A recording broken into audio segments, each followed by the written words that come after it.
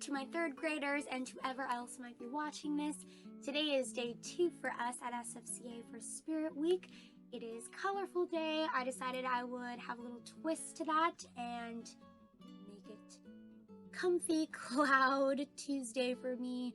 I did some clouds, attempted to do some clouds on my face, and I'm wearing pretty comfy clothes. So we are now reading chapters 36 through 40 of The One and Only Ivan.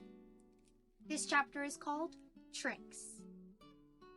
Even after Julia and her father leave, I try to keep sulking, but it's no use. Gorillas are not, by nature, powders.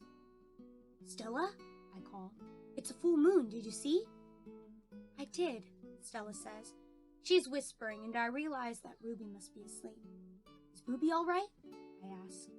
She's too thin, Ivan, Stella says. Poor baby. She was in that truck for days. Mac bought her from a circus, the same way he brought me, but she hadn't been there long.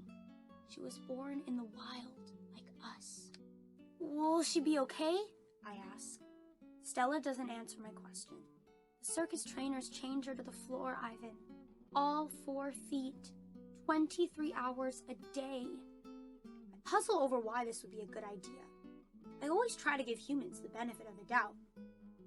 Why would they do that? I finally ask. To break her spirit, Stella says, so she could learn to balance on a pedestal, so she could stand on her hind legs, so a dog could jump on her back while she walked in mindless circles. I hear her tired voice and think of all the tricks Stella has learned. Introductions. When I awake the next morning, I see a little trunk poking out between the bars of Stella's domain. Hello, says a small, clear voice. I'm Ruby. She waves her trunk. Hello, I say. I'm Ivan. Are you a monkey? Ruby asks. Certainly not. Bob's ears perk up, although his eyes stay closed. He's a gorilla, he says. I am a dog of uncertain heritage. Why did the dog climb your tummy? Ruby asks. Because it's there, Bob murmurs. Is Stella awake? I ask. Aunt Stella's asleep, Ruby says. Her foot is hurting, I think. Ruby turns her head. Her eyes are like Stella's, black and long-lashed, bottomless lakes fringed by tall grass. When is breakfast? She asks. Soon, I say, when the mall opens and the workers come. Where? Ruby twists her head in the other direction. Where are the other elephants? It's just you and Stella, I say, and for some reason I feel like we have let her down. Are there more of you? Not, I say, at the moment. Ruby picks up a piece of hay and considers it. Do you have a mom and a dad? Well, I used to. Everyone has parents, Bob explains. It's unavoidable. Before the circus, I used to live with my mom and my aunts, my sisters, and my cousins, Ruby says. She drops the hay, picks it up, twirls it. They're dead. I don't know what to say. I'm not really enjoying this conversation, but I can see that Ruby isn't done talking. To be polite, I say. I'm sorry to hear that, Ruby. Humans killed them, she says. Who else? Bob asks, and we all fall silent. Home of the one and only Ivan. George and Mac are out by the highway. I can see them through one of my windows. They are next to each other on tall wooden ladders, leaning against the billboard that tells the cars to stop and visit the one and only Ivan, mighty Silverback.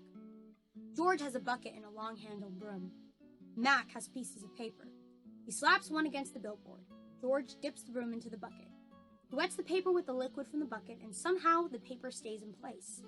They put up many pieces before they are done. When they climb down from the ladders, I see that they've added a picture of a little elephant to the billboard. The elephant has a lopsided smile. She's wearing a red hat, and her tail curls like a pig's. She doesn't look like Ruby. She doesn't even look like an elephant. I've only known Ruby one day. I could have drawn her better. Art lesson. Ruby asks a lot of questions. She says, Ivan, why is your tummy so big? And, have you ever seen a green giraffe? And, can you get me one of those pink clouds that the humans are eating? When Ruby asks, what is that on your wall? I explain that it's a jungle.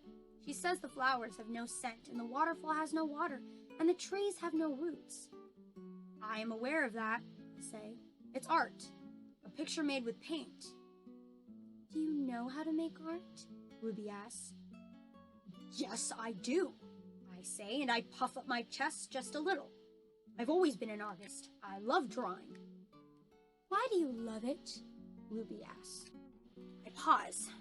I've never talked to anyone about this before. When I'm drawing a picture, I feel quiet inside. Ruby frowns.